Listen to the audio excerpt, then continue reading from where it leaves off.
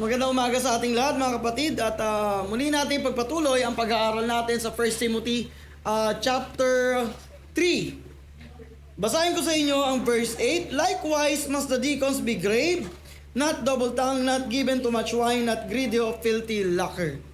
Tayo ay manalangin. Amahan Diyos, salamat po sa oras sa ito na kami muli ay makapag-aral ng iyong salita. Dalangin namin Panginoon na ang mga katotohanan ito ay tumanim sa aming mga puso't isipan at panghawakan namin ito Panginoon sapagkat ito ay galing sa iyo. Dalangin sa Panginoon Jesus. Okay, ipagpatuloy natin pag-aaral natin sa 1 Timothy chapter 3. Ang title natin is Sino nga ba o who should be the leaders in our church? Naalala nyo yung part 1 natin? In-expound natin that a leader in the church must be a man, lalaki. Ang isang nagpapatunay doon sa bishop, husband of one wife. No? Husband of one wife. So, ibig sabihin, lalaki siya. Kaya tayo, sa conservative view, wala tayong pastora. Hindi tayo nagpapastora. At ngayon, pag-usapan natin, ano naman yung qualification ng deacons? Last week, ang pinag-usapan natin, qualification ng pastor. Which is talagang, siyempre, kung i-evaluate ko sarili ko, wala ako sa qualification na yun. Halos wala. Kasi may pagkukulang din ako. Ngayon, ang pag-usapan naman natin is qualifications of a deacon. Pag sinabing deacon, ang ibig sabihin nito ay, ano ibig sabihin ng deacon?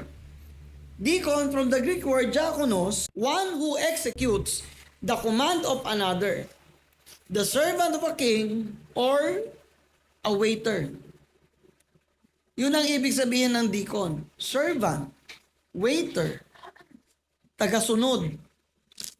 Kaso, ang nagiging problema sa ibang churches, yung mga deacon, nagiging iba yung meaning. Deacon nakikita. Deacon na pakikinibangan.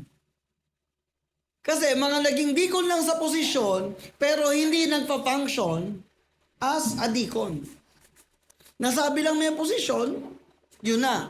Pero yung function bilang deacon, hindi niya nagagampanan. And then, meron namang sistema minsan ng deacon sa ibang church, nakakalungkot man, no? Ang sabi nung ibang mga pastor, kaya ayaw nilang maglagay ng deacons, kasi may mga pastor talaga na ayaw nila ng deacons. Kasi ang tawag nila sa deacons is hindi board of deacons, kundi tinatawag nilang board of demons. Bakit nila tinawag na board of demons? Kasi marami sa mga deacons mas marunong pa sa pastor. Merong ibang churches na ang patakaran nila, no? Ang trabaho lang ng pastor ay mag-preach. Pero ang management ng church, planning ng church, deacon ang humahawak. So, may problema pag ganun.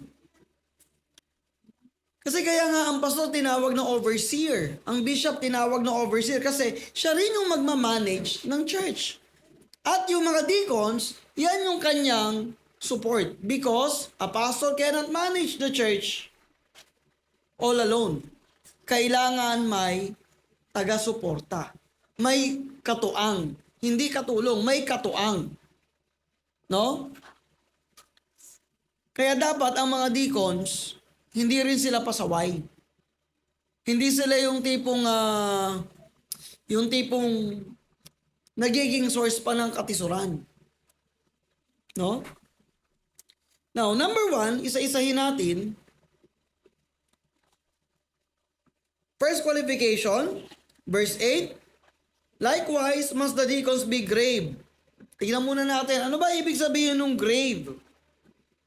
Ibig sabihin ng grave dito, of honest report. Maintain proper dignity and self-respect. Kung alam mong diakono ka, Tignan mo yung dignidad mo bilang Kristiyano. Tama ba yung pananaw mo? Meron ka bang self-respect? Iba yung self-respect sa self-esteem.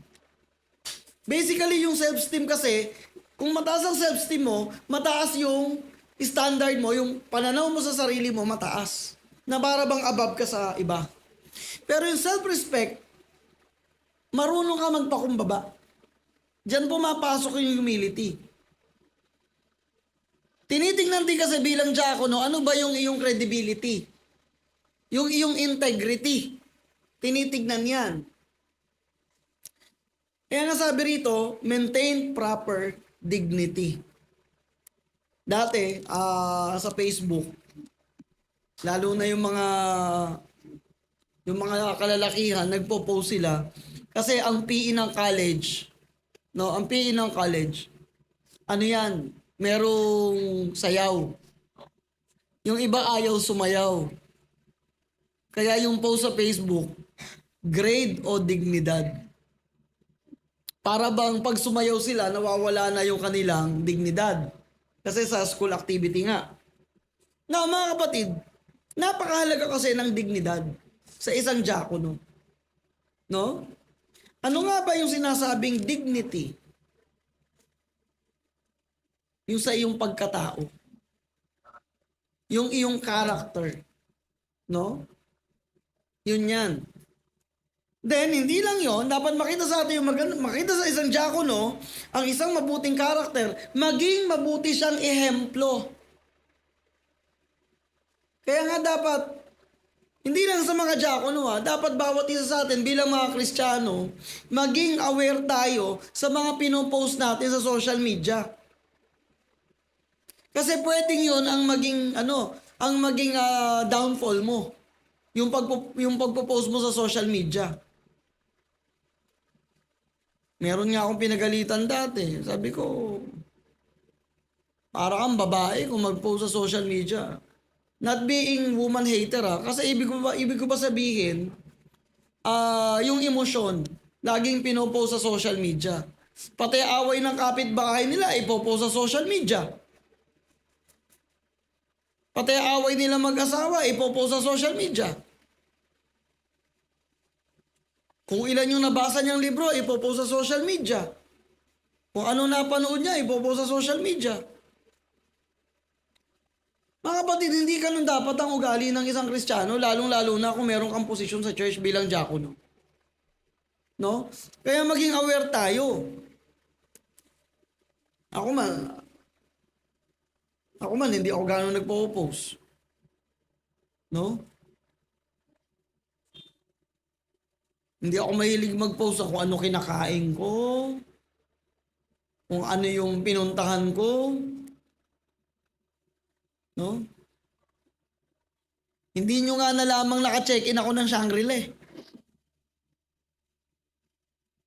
Nitong last week, hindi nyo na lamang naka-check-in ako na EDSA Shangri-La.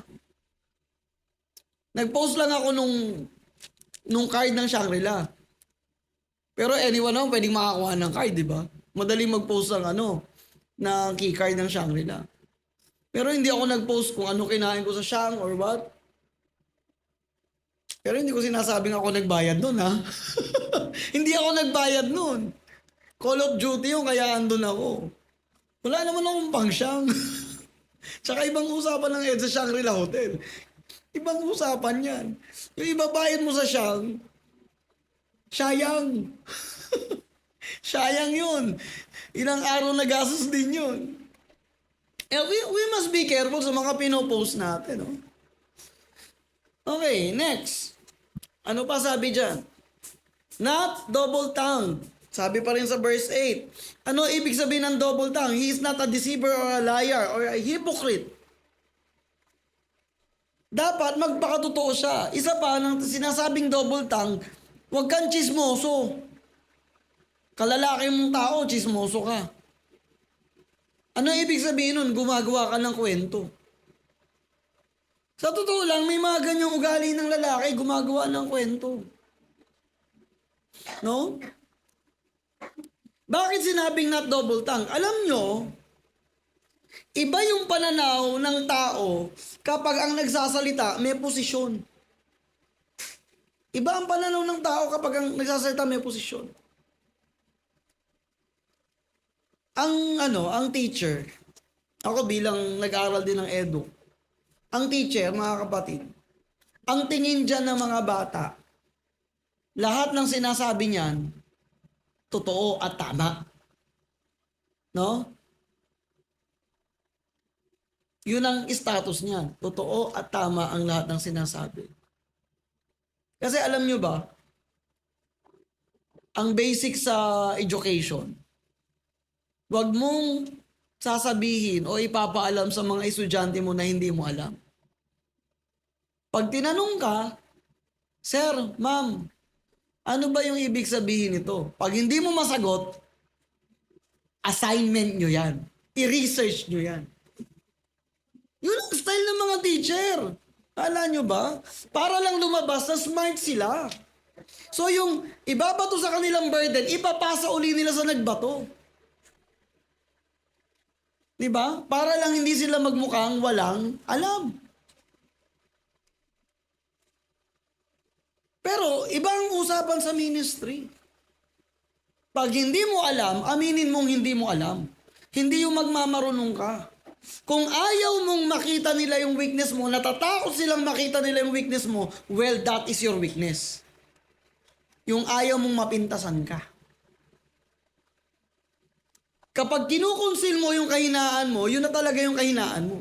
So lumalabas, double tongue ka. Hindi ka nagiging transparent. Hindi ka nagiging totoo. You are being hypocrite. No? Kaya pag deacon, hindi ka pwedeng maging hipokrito. Dapat maging totoo ka sa sinasabi mo.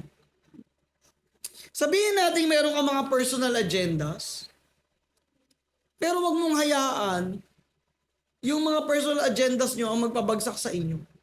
Sometimes, inaalaw talaga ng Lord na dumaan tayo sa matinding pagsubok para ma-realize natin na hindi natin kaya lahat.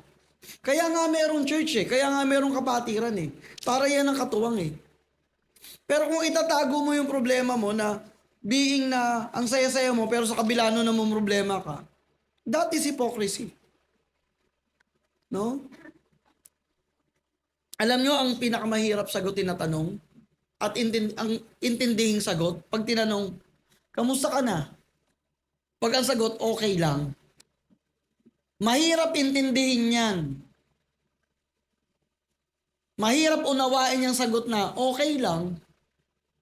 Okay lang na ano? So, hindi dapat gawing manghuhula yung tao. Sabihin nyo kung nahihirapan kayo, sabihin nyo kung may pinagdadaanan kayo. Kaya nga andyan ang church. No? So, not being double tongue. Not a hypocrite or liar. Hindi ka naman pala okay. Sasabihin mo, okay ka. O, kasi nungalingan yun. Tama? Tandaan nyo, huwag kayong mahiyang ilabas yung problema nyo. Pag namumroblema kayo. Hindi karuwagan yan. Kung itatago mo problema mo, susolvin mo mag-isa, feeling mo magaling ka, no. Ibig sabihin may karuwagan ka. Kung sinabi mong may problema ka at may kahinaan ka, hindi karuwagan yun. Ibig sabihin ina-acknowledge mo kung ano lang yung meron ka. Next. He must be honest and consistent of what he says. Pag sinabi mong okay ka, panindigan mong okay ka. Yung wala kang problema. Ganun yan. Maging honest ka, maging consistent ka. Hindi yung tipong, de, okay lang ako. Tapos mababalitaan na lang namin iba na pala nangyayari sa buhay mo. Mahirap yung ganun. Always remember mga kapatid, lahat tayo may kahinaan. Ito kanina, while making a fellowship, table talk, pinag-uusapan namin nung ilang kapatiran dito na about capacity. Kapag alam mo yung capacity mo, ibig sabihin, alam mo yung weakness mo, alam mo kung saan ka magpapalakas, alam mo yung limitation mo, alam mo kung hanggang saan yung kaya mo. Pero pag hindi mo alam ang capacity mo, isa lang ang pwede mong gawin pag hindi mo alam ang capacity mo. Magdunong-dunungan ka para mapagtakpan yung kahinaan mo. Kasi hindi mo alam kung saan ka malakas, hindi mo alam kung saan ka mahina. No? So kung ganun ang magiging mangyayari, you are not being honest. You will not be consistent. Aminin mo lang hindi mo kaya. Yan ang inaano sa mga diakono. Kasi nga, maganda yung posisyon nila sa church eh. Hindi yung, ay, di ko na ako sa church. Dapat makita ng mga miyembro na malakas ako. Tama naman na magbigay ka ng inspiration sa kanila, but not to the point na nagiging hipokrito ka. Na tipong hinang-hina ka na, hindi mo na talaga kaya, pero pinapakita mo pa rin na kaya mo. That is hypocrisy. Maganda malaman nila na kung sino ka. Kung hanggang saan ka. Alam nyo, do not be afraid to say no. Tulad niyan, pag nag-a-assign ng preaching schedule sa mga deacons, kung hindi kaya ng schedule, sabihin nyo hindi nyo kaya. Wag nyong pilitin na, ay sige po, ako na po bahala. Tapos pagdating ng araw, Pastor, baka pwede ikaw na lang mag-preach ngayon kasi hindi ako nakapag-prepare. Do not give false hope. Huwag kayong magpapaasa. That is double tongue. Yung nagpapaasa, nagbibigay ng false hope. Ay, opo, gagawin ko po, tapos hindi mo naman pala magagawa. See? Ba't mo inadmit? Ba't ka nag-commit kung hindi mo magagawa? Kaya nga, it's not being double tongue. Number 3. Sabi rito, not given too much wine. Inulit-uli yan. Not a drunkard or habitual drinker of alcohol. Hindi pwedeng lasenggo. Pareho lang yan ng sa pastor, qualification ng pastor. Hindi dapat lasenggo. Hindi manginginom. When I was in college, halos linggo-linggo nagiinuman kami. Nung hindi pa ako Kristiyano. Ang usapan namin, iinom lang kami kapag may okasyon. Ano yun, linggo-linggo may okasyon? Andiyan gumagawa na lang ng dahilan na, oy, birthday ni birthday ni ganyan, birthday ni ganto. Maya-maya lalabas sa birthday nung aso namin. Mag-celebrate tayo bagong anak yung aso namin. Pero pag Kristiyano ka na, ano sabi? Do not be a drunkard. Not given too much wine. Alam nyo, ang red wine, pag-usapan natin yung mga talagang wine. May mga healthy na wine. Yung red wine, iniinom yan kapag halimbawa ang kinakain mo mga red meat. Ang white wine, iniinom kapag white meat. Kung hindi ako nagkakamali. And then pumunta ka ng Baguio, meron pang Yakon wine. Nakatingin na kayo ng Yakon? Ang Yakon, para siyang kamote, ang itsura, pero yung laman niya parang singkamas. Manamis-namis ang Yakon. Yakon wine, meron pang blueberry wine, strawberry wine, bugnay wine. Meron pa nga coffee wine eh. Pero lahat ng yung wine na yan, kapag napasobra ka ng inom, malalasing ka. Bakit? Fermented yan eh. Pero kung halimbawa, deacon ka, iinom ka ng wine, kasi yung pinuntahan mong lugar, sobrang lamig, uminom ka ng isang wine, walang problema doon. Kasi sabi, not given too much wine. Uminom ka lang dahil para lang mainit yung katawan mo, hindi para maglasing. Pero ulitin ko, pag may nakakita sa'yo na uminom ka nun at hindi niya alam yung ganung posisyon mo, wag mo na lang inumin kaysa matisod siya. Ganun yan. Pero sa totoo lang, pag pinag-usapan ng alak sa church, maraming mga pastor ayaw pag-usapan to eh. No? Marami sa mga pastor ayaw pag-usapan ito. Pag sinabi bawal, bawal. Pero ang sabi ng Bible, not given too much wine. Huwag kang maglalasing. Pero syempre, ang iiwasan yung intoxicating drinks. Ano yun? Kasi may mga classification ng wine. Yung mga fruit wine, din yung mga healthy. Pero pag tumungtong na sa sa mga tequila, whiskey, yan ang hindi talaga pwede. No, hindi pwede yan. Tequila, whiskey, vodka, brandy, rum, gin. Yan talaga hindi pwede. Paano halimbawa, Pastor, ang iniinom ko, beer, pero walang alcohol?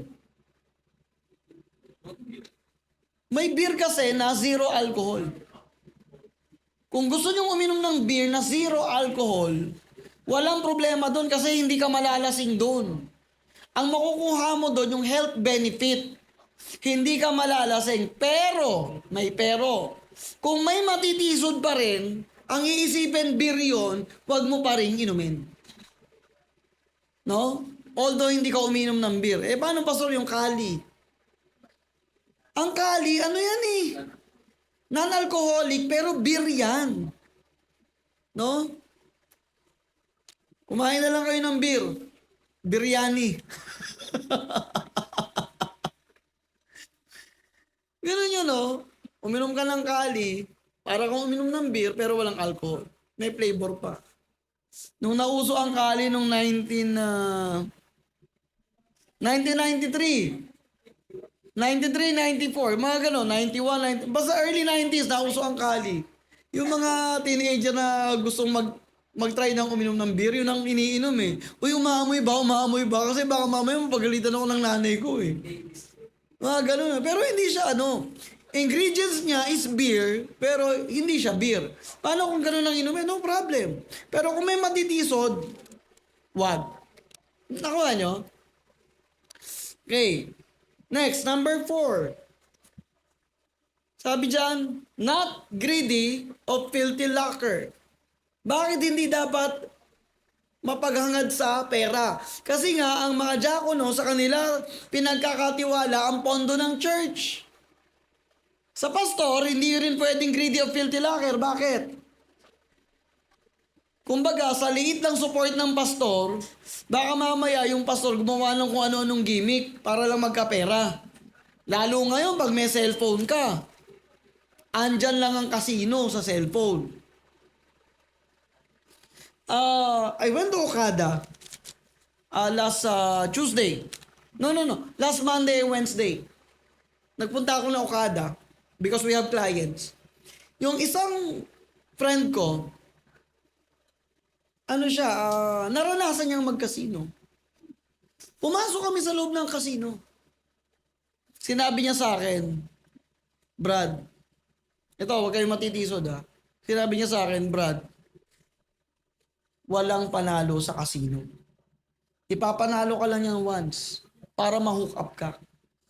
Pero wala kang panalo dyan. Tinuro niya sa akin kung ano yung mga possible na daya doon. Sa banker, sa dealer. Pinakita niya lang sa akin. No? Sabi ko, ito ang mahirap na bisyo. Kasi bakit? Hanggat mayroon kang pera, tataya at tataya ka. Kaya nga sabi ng mga ibang nagtatrabaho sa casino, gusto nyong bumili ng iPhone, original, fully paid, mura lang, sa casino kayo pumunta. Kasi sa casino, kapag wala ka ng pantaya, kahit telepono mo, ipapalit mo para meron kang pantaya. Nung nakita ko ang casino, grabe, ang daming table. Tapos, naisip ko pambihira, no? Ang daming unbeliever, ang daming pera. No? Tapos, nagwawalda sila ng pera doon, samantalang nakakalungkot pagdating sa ministry, no? Sila nagwawaldas ng pera doon. Pero alam nyo kung bakit hindi tayo pinapayaman ng Panginoon ng sobra-sobra? Mas mahirap na, baka mamaya malulung din tayo sa ganung klase ng bisyo. Talagang medyo kabado ko nung pumasok ako ng casino. Pero hindi ako tumaya, Gagawin ko ron. Sabi nga sa Bible at greedy of filthy lucre. Sinasabi ko sa inyo ito on my first-hand experience. And from my friend na talagang nalulung sa casino. Na iba. Ano sabi niya? Kung mag-iisip ang mag-casino, huwag mo nang ituloy. Yun ang sabi niyang gano'n. Kasi walang ano dyan. Pero alam niyo, pasalamat tayo sa Panginoon, Kristiyano tayo eh. Kasi baka mamaya yung sa inyo na may mga gandang trabaho, na hindi Kristiyano, malamang maghangad pa kayo ng kagitna eh. Yung sinasabing jackpot sa kasi 100 million, mga pinopost nila. Di ba? Sa ano rin, City of Dreams. Casino din ang City of Dreams. Oh. May nakita ako rin sa casino. Matandang babae. Ang ini-insert doon sa slot machine, tigi 1,000.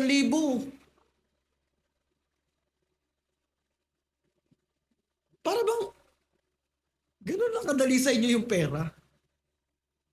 Tapos meron mga tipong mga nakapambahay lang, naglalaro ng Lucky 9 doon, muubos ng pera. Mga kapatid, grabe. If you are greedy with filthy lucre, malululong ka sa ganun. Sa cellphone nga lang, di ba, yung mga app, yung mga nagpa-pop up na ads, di ba? Mga sugal yun eh. Magtatapag ka, 100, 200, pwede kang tumaya, piso, 2 piso. Oh. Hindi dapat. So, sa diakono, sa kanila nga kasi rin pinagkakatiwala ang pondo ng church. Anyway, hindi naman kasi tayo tulad ng ibang church na na pastoral lahat ang humahawak, pati budget. Kasi ang nakakalungkot, mayroong mga pastor na nagsasabing, pinagkatiwala nyo nga sa akin yung buhay nyo, yung spiritual nyo, bakit yung pera nyo hindi nyo pagkatiwala? Hindi tayo ganoon mga kapatid. Iniiwasan natin yung corruption sa church, kaya nga meron tayong treasurer. No? Then meron pa tayong finance committee. Para merong transparency. Then number 5. Verse 9. Holding the mystery of the faith in a pure conscience. Bakit sinasabing holding the mystery of the faith? He must know and be firm in the sound doctrine without any corruption. Dapat ang diakono maalam din sa salita ng Panginoon. Meron akong friend, umattend siya ng church. No? Umattend siya ng church. Dahil nakita yung financial capacity niya, parang wala pa yata siyang 3 buwan uma-attend ng church. Ano siya eh? Giver siya eh. Alam niyo ginawa ng pastor? Ginawa siyang deacon. Sabi ko, kinuwento niya sa akin. Brother, sabi niya, ginawa akong deacon agad doon sa church na ina-attendan ko. Gano'n ka lang katagal uma-attend? Ako, wala pa nga, mga 3 buwan pa lang yata, sabi gano'n. Sabi ko, hindi ka pwede maging deacon. Sabi ko sa kanya, hindi ko sinasabing hindi ka qualified. Pero unang-una, hindi ko sinasabing sa pagkatao mo Pero unang-una, hindi ka pa nga baptize eh. Hindi pa siya baptize. Wala pa siya alam sa doktrina. So dapat ang deacon, he must be baptized. He must know the doctrine. No? Yun dapat. Alam niya kung ano yung posisyon niya pagdating sa salita ng Panginoon. Kaya nga, holding the mystery of the faith in a pure conscience. Yung walang bahid dungis. Then, number 6, verse 10. And let this also first be proved, then let them use the office of a deacon being found blameless. They must first be proved. Ano ibig sabihin ng proved? Tried and tested. Trustworthy. Sa maliit na bagay, mapapagkatiwalaan mo ba siya? Kailangan makita, maingat din siya sa testimony niya bilang Kristiyano. Pag pinahawak mo ba ito sa kanya, maiingatan niya ba? Ganun yan. Sa totoo lang, mahirap na usapin pera. Kapag may hawak akong pera, umabot ng 100,000, mahigit, na hindi naman sa akin, kinakabahan ako. Nung Wednesday,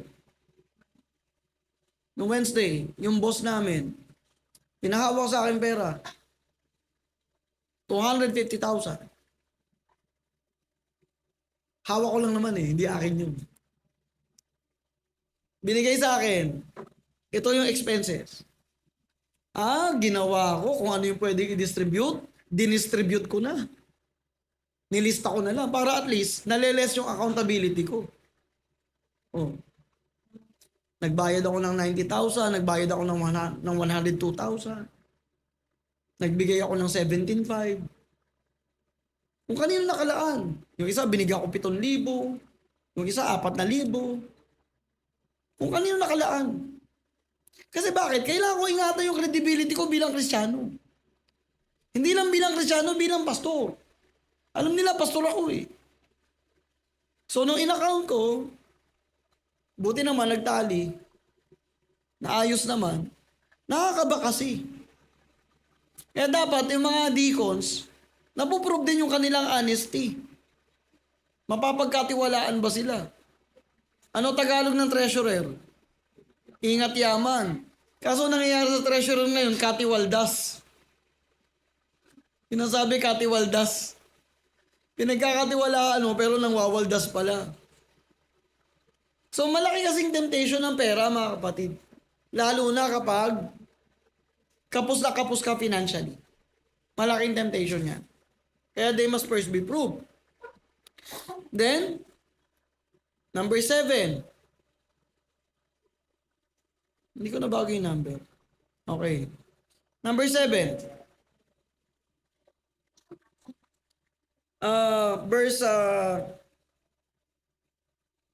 Verse 11. No? Teka. Basahin ko lang uli sa verse 10. And let this also be proved, and let them use the office of a deacon being found blameless. Verse 11. Verse 11, even so must their wives be grave, not slanderers, sober, faithful in all things. Okay. Their wives must be grave. Ano ibig sabihin nun? Respected and impressive in their testimony and ministry. Pag asawa ka ng diakono, hindi ka pwedeng magmaldita. Hindi pwede yun. Ang asawa nga ng pastor, hindi pwede magmaldita Lalo pa yung asawa ng diakono. Hindi naman sa pag-ano, no? Kung tutusin, mas mataas ang posisyon ng asawa ng pastor. Kasi asawa siya ng pastor Pero wala naman talaga tayong posisyon sa babae. Ang point ko lang, yung sa hierarchy ba? Kung nakukuha nyo yung point ko. So, alam nga namang, asawa ka ng diakono, mas maldita ka pa sa asawa ng pastor. Hindi pwedeng ganon. Ibig sabihin, dapat, ang asawa ng diakono, kagaya ng asawa ng pastor, maaasahan mo rin talaga sa ministry. Yung makikita mo rin na inline siya with service. Ganun yan. Kasi bakit? Mahirap marinig yung diakono, ang sipag-sipag. Tapos yung asawa, hindi mapakinabangan. Hindi man lang kumikilo sa ministry. May mga ganun. Sa pastoral nga, meron Meron nga mga pastor, may mga asawa ng pastor na nagsasabi na ang asawa ko lang ang tinawag sa ministry. Hindi ako. Kaya nangyayari, yung asawa ng pastor, hindi kumikilos. Yung lalaki kumikilos pero siya, hindi siya kumikilos kasi hindi siya tinawag. Problema yun. Sabi ng Bible, you are one in Christ. Tama? Mag-asawa kayo, isa kayo sa Panginoon, therefore, maglingkod kayo sa Panginoon. So, yan yung titignan natin, mga kapatid, Respected and impressive dapat. At sabi pa rito, not slanderer, sober in faith.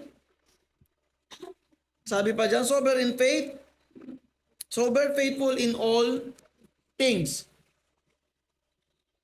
Grabe yung word na ginabi dyan mga kapatid, na slanderer.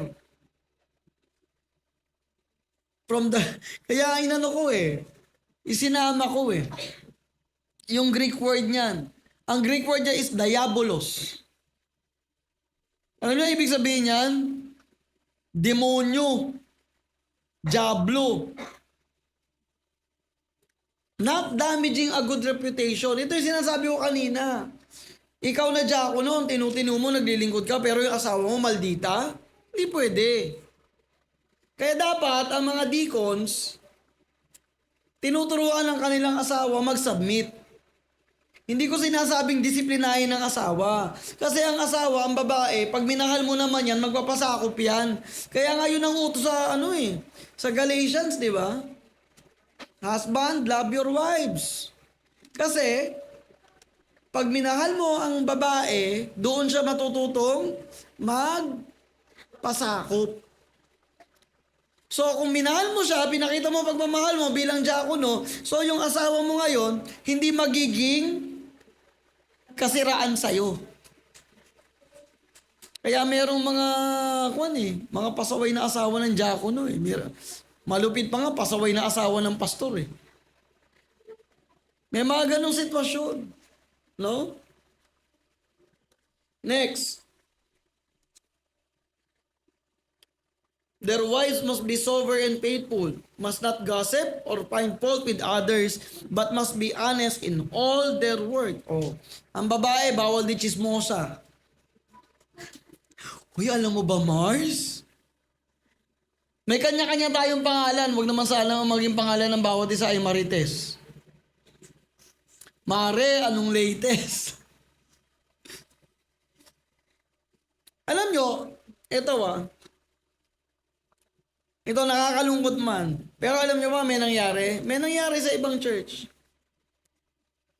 Nangyayari ito sa maraming church. May mga asawa ng diakono na kapag nagsuggest sila at hindi napaboran yung suggestion nila, nagagalit. Ano ba pagkakaunawa sa suggestion? Di ba pag sinabi suggestion, nagbigay ka lang ng other option? It is subject for approval. Nag-usap-usap. May suggestion yung isang asawa ng diakono. Hindi napaboran yung suggestion niya. Nagbotohan hindi napaboran yung suggestion niya. Yun, nagalit. Hindi pwedeng ganun. Kaya hindi pwedeng yun. Pag ganun ang ugali ng asawa, diakono pa lang, hindi pwedeng magpastor yung lalaki. Kasi kung ganun yung attitude ng asawa niya. Ano yung supremacy? Hindi pwedeng magkaroon ng supremacy sa church. Ang Panginoon ang supreme. Dapat ang mga miyembro, ang pastor, ang diakono, ang mga asawa niya mga yan marunong magpasakop sa patakaran ng Panginoon. Hindi yung gusto nila ang masusunod. Kaya dapat, they must be honest. No? So tandaan nyo mga kababayan dito, balang araw, baka maging asawa kayo ng pastor o asawa ng diakono. Yung mga kadalagaan dito, bawal chismosa. Huy, Mars! Alam mo ba, Mars? May ganun ba? Bawal. Hindi dapat. Next. Ano pa sabi dyan? 9. Verse 12. Let the deacons be the husband of one wife, ruling their children and their own house well. A deacon must be a man who rules his house well, a good testimony about his family as bishops alike. Tulad lang isang pastor, kailangan din ng diakono. Marulya rin yung kanyang tahanan. Pero alam nyo, kung kayo mismo, kung diakono mismo ang pasaway, paano mong marurul yung iyong tahanan? No? Kaya dapat ang mga diakono hindi rin takot magdisiplina ng anak. Tama lang didisiplina ng anak. Alam nyo, ito nakakalungkot mga kapatid Sorry to say this. As we have observed, anong generation ngayon? Gen Z? Gen Z, no? Gen Z. Yung mga batang 90s, parang millennials, no? 80s to 90s. Tapos yung mga 2000, Gen X. Tama ba? Gen X, tama ba ako? Yung mga pinanganak ng year 2000. Tapos ngayon Gen Z. Pero kami mga batang 90s kasi hindi namin kiniklaim na millennials kami. Tawag lang, batang 90s kami. Batang 80s, batang 90s. Alam nyo mga Gen Z, mga kapatid, mga young people, tamaan na kayo. Wala akong pake. Karamihan sa inyo mga iyakin. Konting nararamdaman, popost sa Facebook. Mapagsabihan, magtatampo. Tama, mali. Kaya dapat mga Gen Z talaga nakakaranas ng disiplinang tama eh. Pagagalitan ng konti, magtatampo. Hindi na ako kakain. Pambihira yan. Iba pa rin ang disiplina ng batang 90s. Iba pa rin. Kasi mga batang 80s, batang 90s, tingin pa lang. Titignan mo pa lang yan ng matalim. Susunod agad yan. Gaganon yun. Ganunin mo lang yan. Titigil yan. Ngayon yung mga Gen Z, pagsabihan mo sa mali nila, ikaw pa mali. Ikaw ang susunod sa kanila. Kapag Kristiyano ka, hindi pwede yun. Ano sabi ng Proverbs? Spare the rod, spoil the child.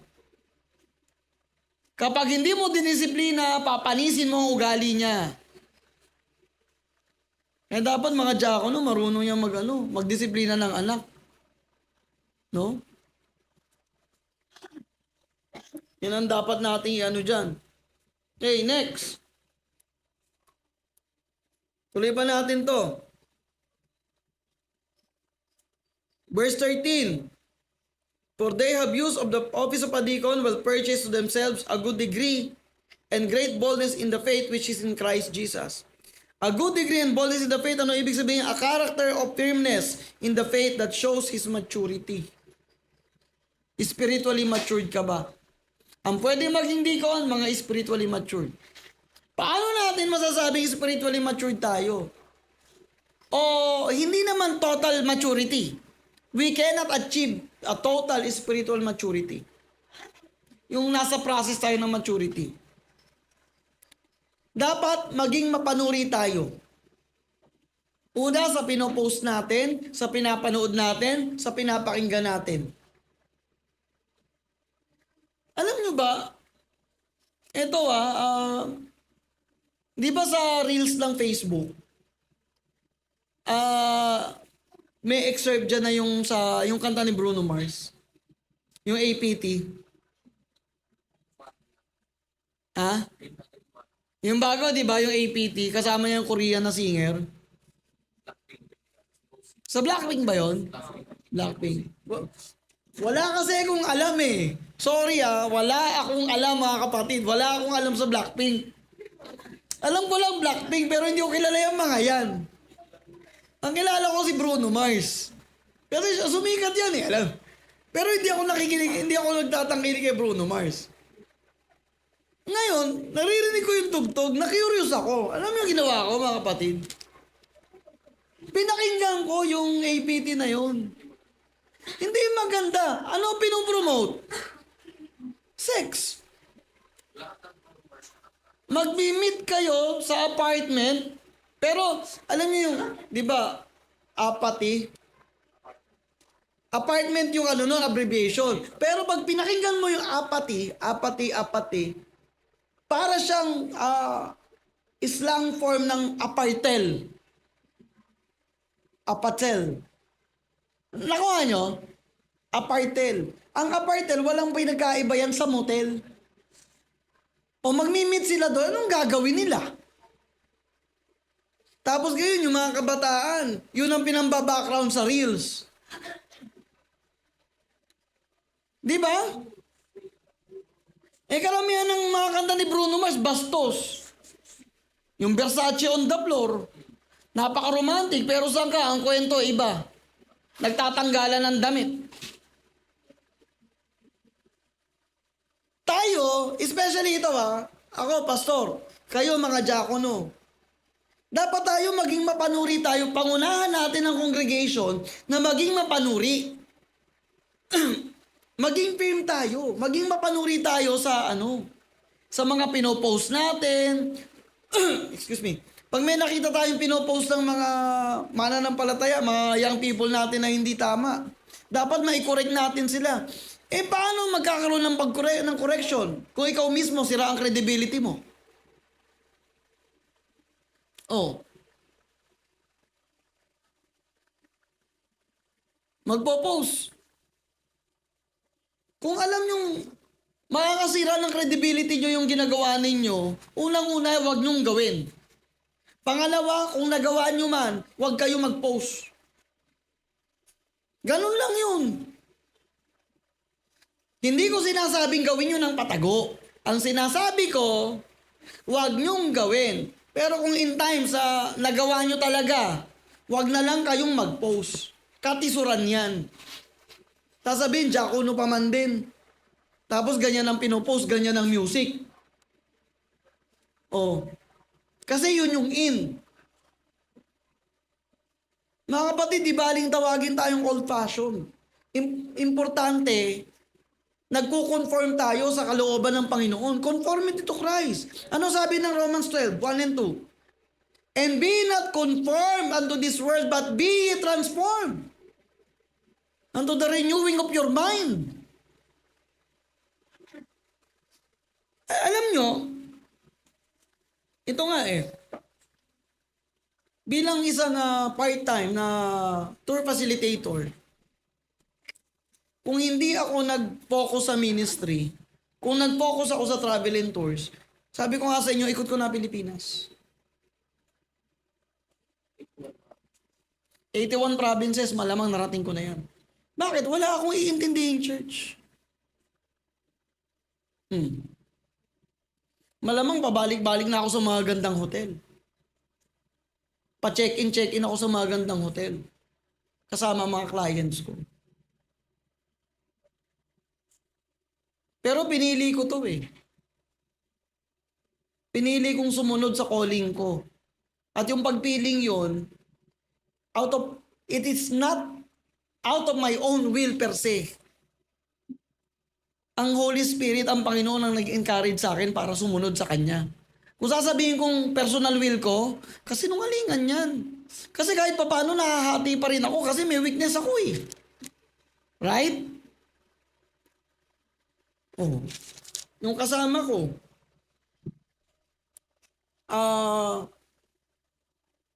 ang dami niya nang narating. Pati sa ibang bansa, nag-guide siya. Sana nararanasan ko yun. Oh. Kaya nga, ang point ko lang, kung pipiliin natin sumunod sa kalooban ng Panginoon, magdi-decline tayo from worldly pleasures. Nakuha nyo? Magdi-decline tayo from worldly pleasures. In order for us to obey God, to be profitable in the ministry, hindi yung ini-indulge natin yung sarili natin sa ganda ng mundo. Hindi natin dapat ini-indulge yung ating sarili sa ino-offer ng mundo.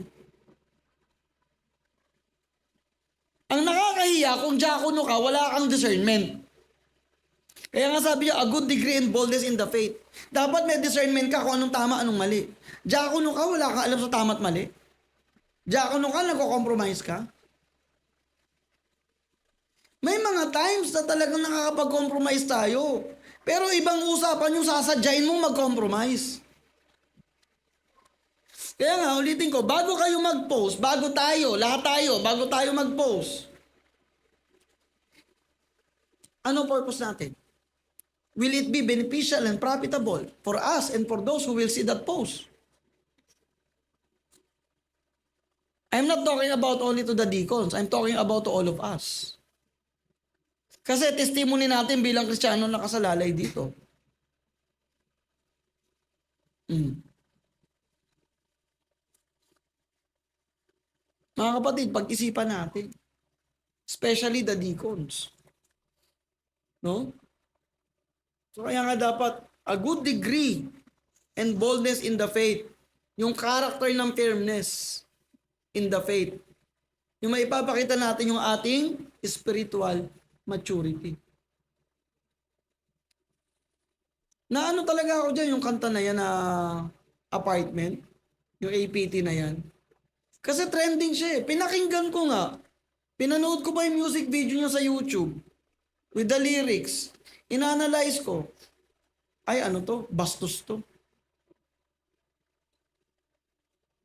Mga kapatid, kung gagamit kayo ng background music sa reel, suriin nyo muna. Okay sana kung ang ipopost nyo na video tapos ang music yung ano eh. Ano yun? This is my baby doggy. Tapos puro aso pinopost nyo. Ang cute kaya. Tapos yung mga tipong tenenenen. Yung mga ganon na secular, na hindi naman karnal, okay lang yun. Hindi ko naman sinasabi na lagi nyo ipang background sa reels nyo ay mga hymns. Minsan awkward din naman kasi. Di ba? May mga... Hindi naman kasi tayo extreme eh. May mga secular songs na pwede nating ipang background na hindi karnal. Okay lang yun, pero yung sasabihin yung ang karnal-karnal ng music, gagawin yung background sa reels, mag-isip-isip nga kayo. Di ba? Kasi, syempre, nakakaano rin ako ng mga My Day. Di ba? Magma-My Day. Oh. Tapos ang nakakaano pa, huwag niyong gayahin yung napapanood niyo sa social media. Tawa kayo ng tawa kay malupiton, pero huwag niyo nang gayahin. Maraming reels si malupiton, nakakatawa, pero huwag niyong gayahin. Isipin niyo, nagtitinda siya. Yung tinitinda niya, Vans. Yung pala, ang laman ng kahon ng sapatos sa Vans, Vans talaga. Monay. Huwag niyo nagayahin. Huwag kayong maindal sa ganda ng mundo. Tapos sasabihin nyo, ay si Malupito, ano yan, naging from rags to riches. So gagawa rin kayo ng ganon. Mga kapatid, Kristiyano tayo. Always remember that, Kristiyano tayo. Hindi ko sinisirahan yung mga vlogger na komedyante kasi ako mismo natatawa ako sa kanila. Pero hindi ko dapat gawin. Bakit? Panghawakan natin, Kristiyano tayo. No? Ayoko na magpakahipokrito sa inyo na sabihin hindi ko pinapanood yan, ay nadadaan sa ano ko yan. Sa newsfeed ko yan. Kahipokrito, ay hindi ako nanonood yan. Ang bisyo ko lang, Bible. Kasi nungalingan naman yun. Di ba? Ang bisyo mo, Bible. Magbasa ng Bible, kasi nungaling. Ang kabanalan, hindi inahaluan ng kahipokritohan ng kasinungalingan. Maging totoo lang tayo, mga kapatid. So, ito ay magandang paalala sa atin. No? So, bilang conclusion natin, these are the prescriptive. Ulitin ko, it is a prescriptive biblical standards. Ito yung dapat. Ito yung dapat na mangyari for the office of a bishop and a deacon that must not be altered. Hindi natin siya pwedeng baguhin. Ha? Yan, matagal na nag-church yan, pwede ng deacon yan. Wait, hindi lahat ng matagal nag-church qualified sa posisyon ng deacon. Hindi lahat. Dapat nakikita, he is profitable in the ministry. Alam niyo kung sino ang dapat maging deacon? Sige, pag-usapan lang natin ang office ng deacon. Alam niyo kung sino dapat ma-qualify bilang deacon? Yung mga mananampalataya na kalalakihan na meron talagang concern sa ministry, bagamat wala pa silang posisyon sa ministry. Wala pa silang title, pero ang puso nila nagagamit sa ministry. Yung lakas nila, resources nila, nagagamit sa ministry. Wala man siyang title sa church, pero meron siyang puso sa ministry, yan ang karapat-dapat na bigyan ng posisyon ng deacon. Kasi nakikita sa kanya yung qualification. Hindi yung puro papogi lang. Kasi may mga diakono papogi lang eh. Which is hindi dapat. Ang ministry ay battlefield. Dapat maging kagamit-gamit tayo. So, to end this, kung ikaw ay diakono, kung ikaw ay pastor, no, kung ikaw ay pastor, i-manage mo ang church ayon sa kalooban ng Panginoon, sa standard ng Panginoon. Kung ikaw ay diakono, magpasakop ka sa pastor, then, pangunahan mo rin ang congregation para mamuhay ng tama through your testimony. At kung ikaw naman ay membro, matuto kang sumunod sa mga officers ng church. Pero hindi ko sinasabing abusuhin ng kapangyarihan. Hindi pwede yun. Sa diakono, hindi niya pwedeng sabihin, o sa pastor, hindi niya pwedeng, pastor ako, diakono ako masusunod. Hindi. Dapat marunong siyang makinig. Diyan natin makikita, through listening, diyan natin makikita yung spiritual maturity ng isang tao kung marunong siyang makinig. Marunong siyang tumanggap ng criticism. Kasi ang taong immature, hindi tumatanggap ng criticism yan. Pag mali siya. Ganun yan. Kaya mga kapatid, ito yung standards ng salita ng Panginoon. Sa office ng pastor at ng deacon, nawa, ito ay masunod natin. Manalangin tayo. Manaming Diyos, kami nagpapasalamat sa iyong mga paalala sa amin. Tunay nga, O Diyos, na meron kang itinalaga na posisyon sa mga iglesia na ito dapat ang manguna. Manguna bilang iyong mga tagapaglingkod, magbigay ng inspirasyon upang ang mga mananampalataya ay maglingkod din sa iyo. Ikaw ang patuloy na magturo sa bawat pastor at bawat diakono na iyong inilagay sa posisyon upang mapangunahan nila ang iyong mga tupa, magabayan at maturuan na magtapat sa iyo at makapaglingkod. Salamat Panginoon, tamdalangin sa Panginoon Jesus.